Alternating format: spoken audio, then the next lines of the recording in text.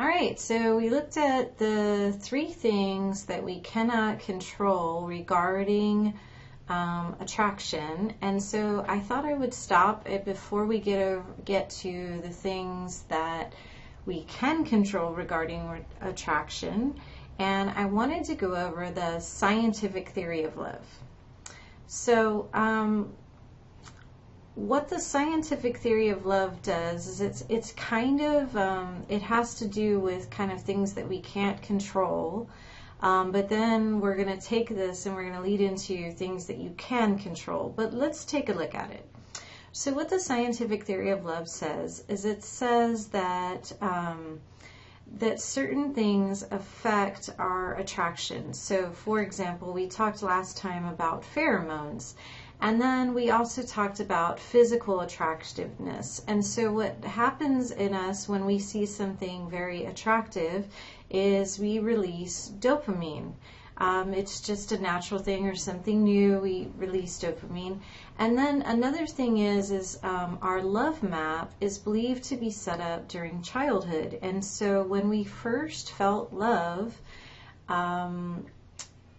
it kind of made the circuitry in our brain, this is associated with love. So we were talking about, we ended up last time with childhood experiences. And so maybe some of you understand about like, oh, okay, so what my brain deems as attractive has something to do with my childhood experience. Maybe it's not with my parents, maybe it was with somebody that I felt like this rush of dopamine or something like that. And it wasn't linked to my parents, but it kind of like imprinted. And so now when someone comes along and that stimulates that pathway, you get a rush of this thing called dopamine. And it's funny that probably a lot of you can relate to this. Like, I know my friend and I, my best friend and I, we definitely have different taste in men. And so what she sees as attractive, I just kind of shake my head and say, oh my gosh. And what I see as attractive, she kind of shakes her head and says, oh my goodness. So why do we see different things as attractive? So for example, she can say, oh, I think that guy is really handsome, and I can see where she's coming from because he's the cultural type of handsome. And I'll say, yes, he is. But as far as, oh, I'm attracted to him, or she says, oh, I'm attracted to him, we have very different taste. And why is that? And so for that last video, I would say for me, it was very, it does link to my dad. My dad wears glasses. I tend to find glasses attractive. And my dad has facial hair, and I also tend to be attracted to facial hair. My dad has like olivey skin, and so I tend to like olive skin. And so when someone comes along like that, then probably from my childhood conditioning, I release this chemical called dopamine. And so what dopamine is dopamine is the chemical that most of us are working for. So when we anticipate something, we release dopamine. Almost all addicting drugs release dopamine. When we go shopping for something, that releases dopamine. Those of us who have a food addiction, anything that kind of we're anticipating pleasure releases dopamine, and that's what we work for. So anything that's new or novel, also something that's risky. See, that's where this cortisol comes in. So isn't it funny how a lot of times we say, why did the bad guys win? And why did the bitchy girls win? And so what we find is when your brain finds something attractive and then it kind of comes with like a little bit of stress, then that seems to be this equation for this scientific theory of love. I've asked people, you know, what is it that you want in a partner? And a lot of times I'll hear people say, I want someone who kind of pushes me to be my best. And a lot of people will say, you know, I don't really want somebody that's easy to walk on. I don't know. How do you feel about that? Also, like a thin line between love and hate. Have you ever noticed that the person that you love the most maybe would also be the person that you get the most angry at? And we see this here, the dopamine and the cortisol. Like, if you can walk all over someone, can you truly feel that passionate love? And I am not sure that you can. Like when something comes super easy to you, do you get the same kind of excitement? Because I think what satisfaction is what biological psych believes that satisfaction is the cross between like the stress hormones, which would be cortisol, and epinephrine, which is called adrenaline in the body, and dopamine. And so this is kind of what the scientific theory of love is. Another thing is oxytocin is a chemical that's released through touch. So this is an interesting point here is, you know, sometimes this is a sexuality class, and sometimes people say, oh, sex changes everything. And for young people, probably the sex that is a little bit more likely to say sex changes everything is probably the females. And the reason is because young females, like in their early 20s, they seem to be affected by the oxytocin a little bit differently than older women are affected by the oxytocin. So you hear older women say, you know what, I'm just going to get mine, and then I want him to shut the door and leave me alone. I don't want him staying the night. Or, you know, they're more able to separate sex. So what happens is what releases oxytocin is uterine contractions. And so when a woman has a baby, they, like some people who get synthetic hormones, is Pitocin. And Pitocin is the synthetic form of oxytocin. And what it does is it causes uterine contractions.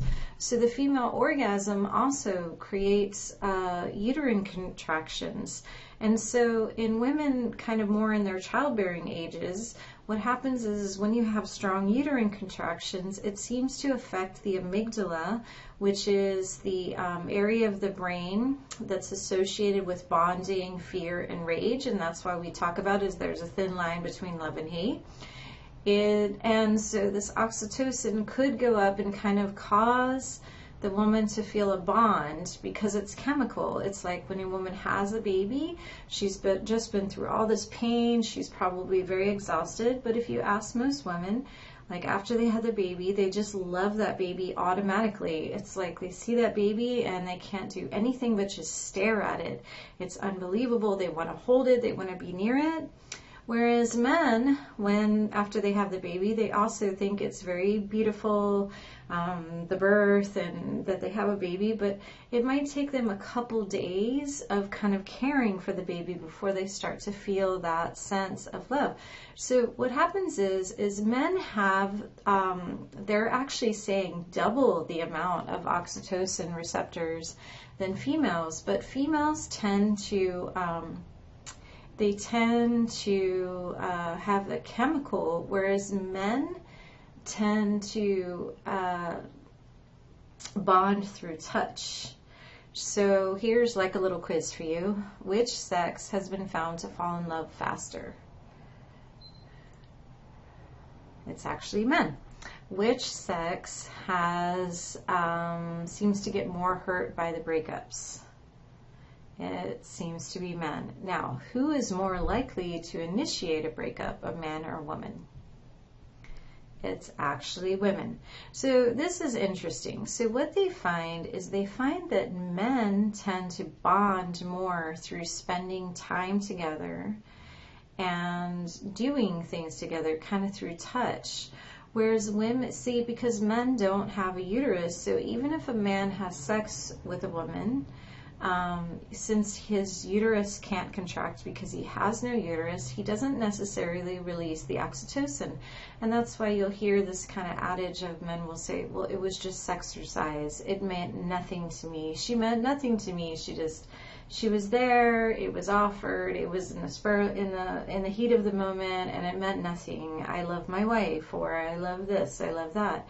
Whereas women, when they tend to cheat more due to wanting to have a relationship. And here's another interesting thing about cheating as well, is what they find is men and women tend to cheat differently. Women tend to cheat with somebody that they have around all the time. So they might even invite whoever they're having an affair with to dinner or something like that, because their cheating tends to be more about, I want to spend time with them.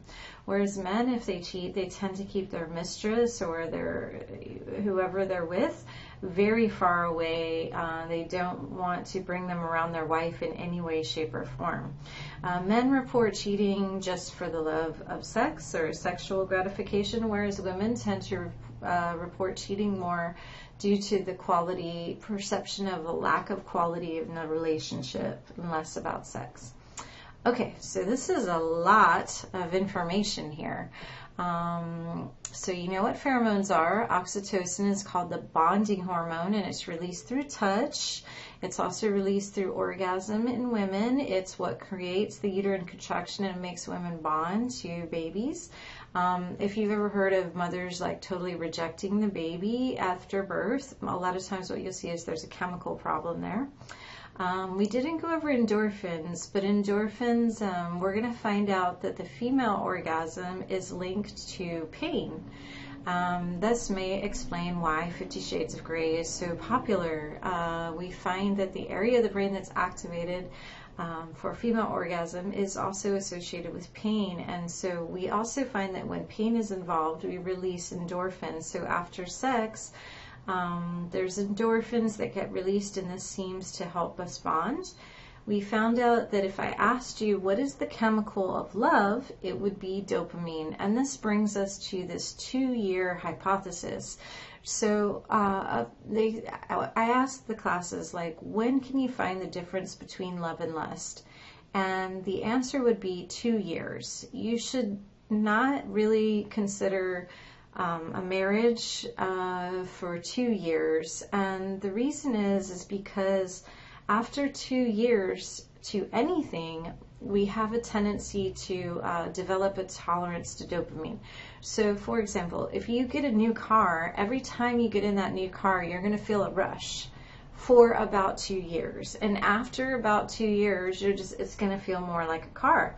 It's even going to be just a car. It's even going to be like that with a house. So when you buy your first house, for the first 2 years, you're going to be like, oh my gosh, you're going to feel just this high every time you walk into the house.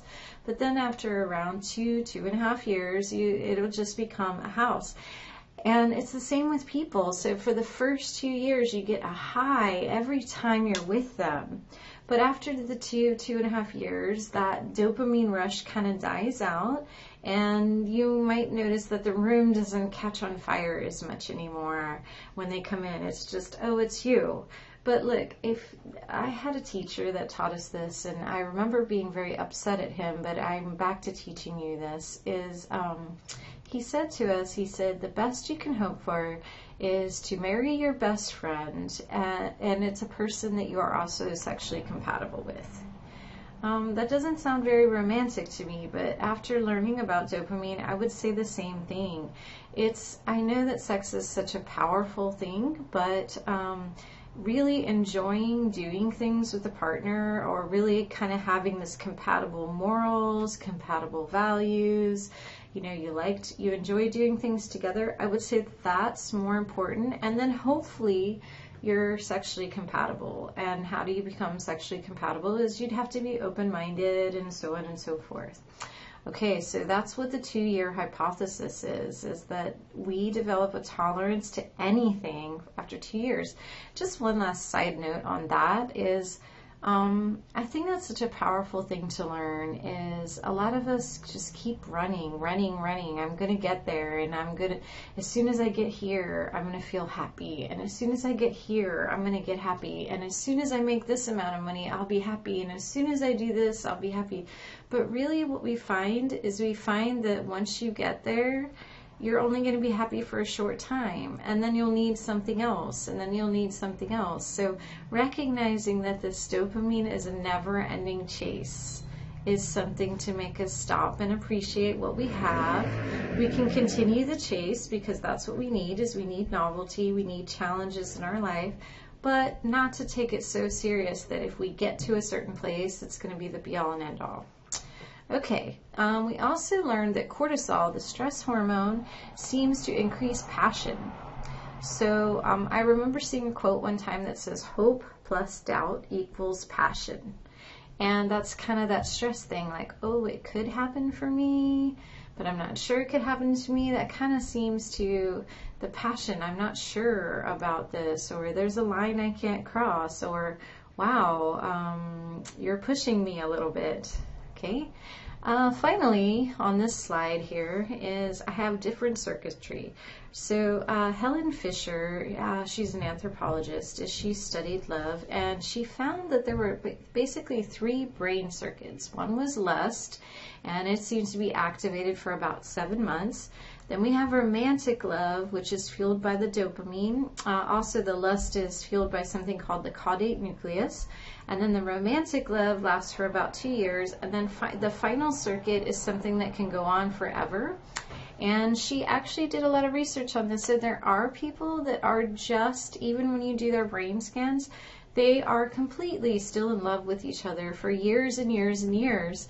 And the area of the brain, there seems to be a circuit for attachment. So if you were to ask me, Amy, what advice would you give about who I should spend my life with? I would say somebody that definitely has your same values.